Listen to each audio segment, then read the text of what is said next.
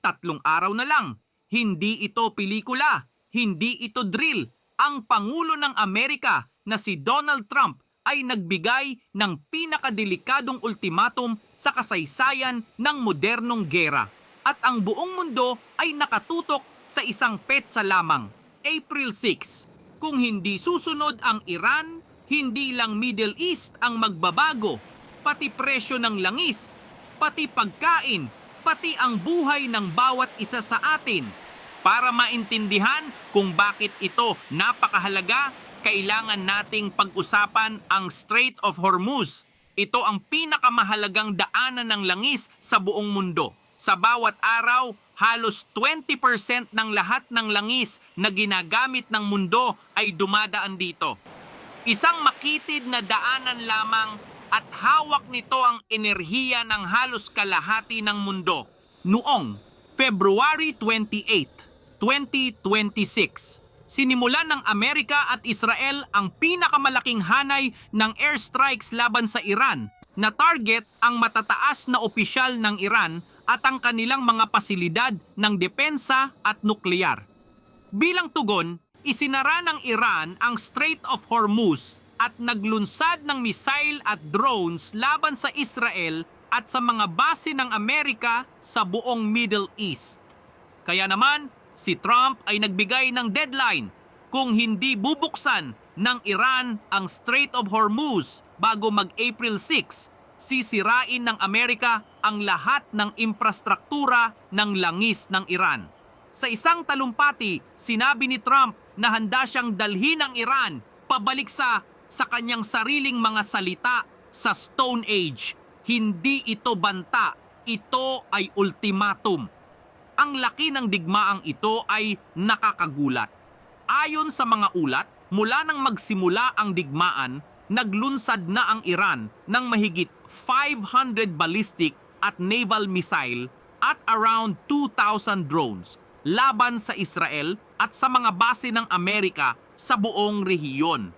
Sa kasaysayan ng modernong digmaan, ito ang isa sa pinakamalaking missile at drone campaigns na nakita ng mundo. Ano naman ang sagot ng Iran sa deadline ni Trump? Ayon kay Iranian Foreign Minister Abbas Araghchi, walang negosasyon na nagaganap. Sinabi niya na ang tiwala ng Iran sa Amerika ay nasa zero. Sinabi pa niya na ang mga kahilingan ng Amerika ay maximalist at irrational. Malinaw ang mensahe ng Iran.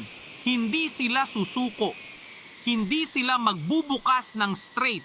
Sa kabilang banda, ang Amerika ay patuloy na nagpapadala ng karagdagang puwersa sa Middle East. Kasama na rito ang USS Tripoli, isang amphibious assault ship na may around 2,500 Marines na handa sa anumang utos. Kasama rin ang mga Special Operations Forces, Navy SEALs at Army Rangers na ayon sa mga ulat ay nakarating na sa rehiyon.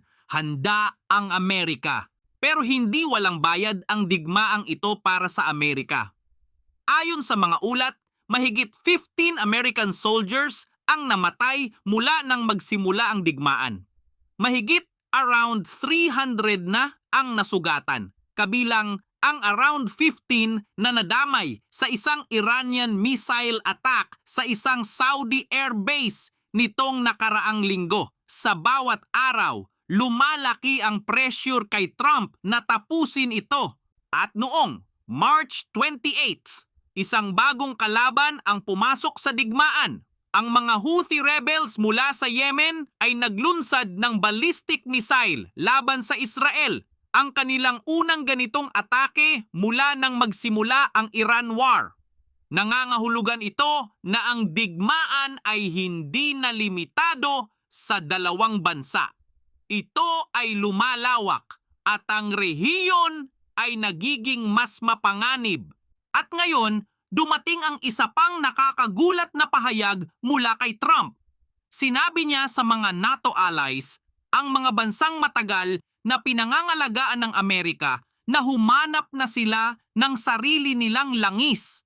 Sa madaling salita, hindi ako tutulong sa inyo. Kailangan ninyong alagaan ang sarili ninyo.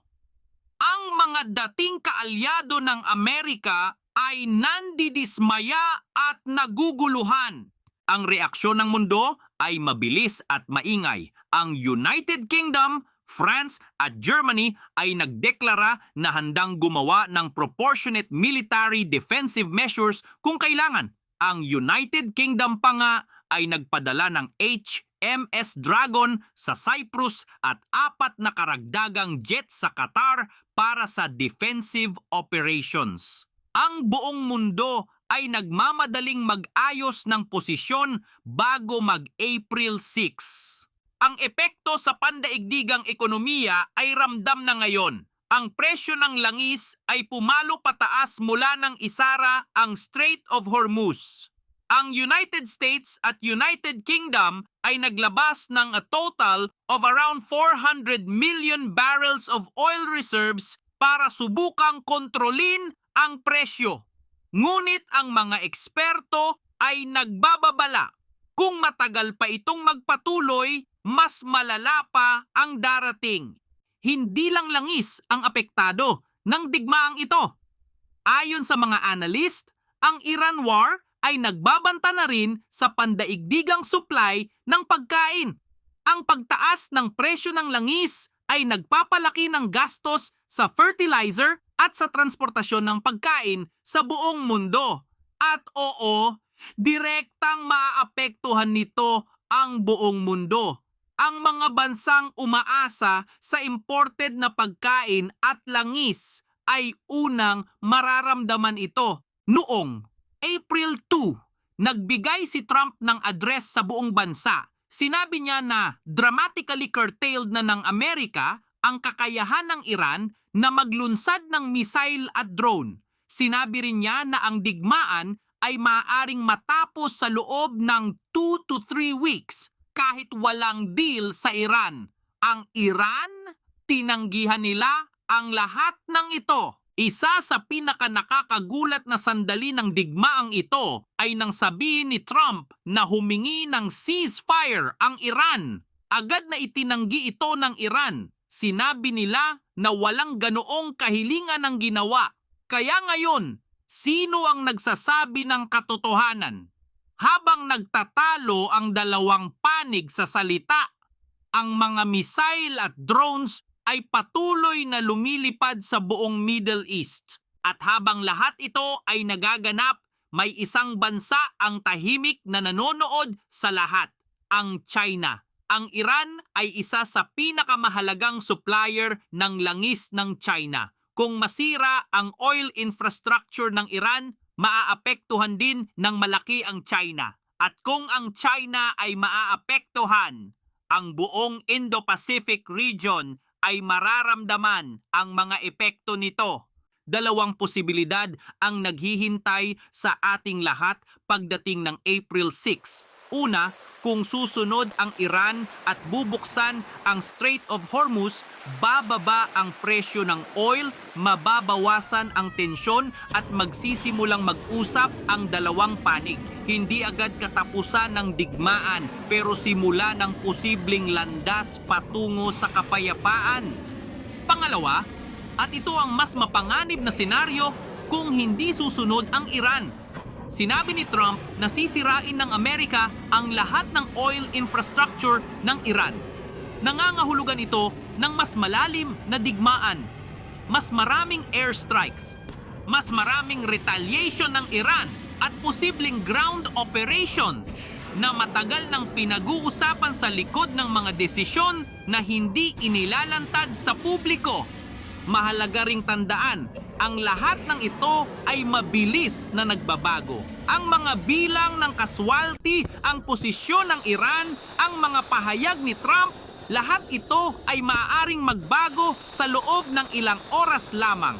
Ang mga eksperto sa geopolitics ay nagbababala na ang sitwasyon ay lubhang hindi mahulaan. Kaya manatiling alerto at manatiling updated. 3 araw na lang, April 6, ang deadline na maaaring magbago ng kasaysayan ng mundo. Manunood tayo, maghihintay tayo, at sa sandaling may mangyari, nandito ang PKM para ipaliwanag sa inyo kung ano ang tunay na ibig sabihin nito para sa ating lahat. Mag-like at mag-subscribe at panoorin ang mga video na nasa screen ngayon.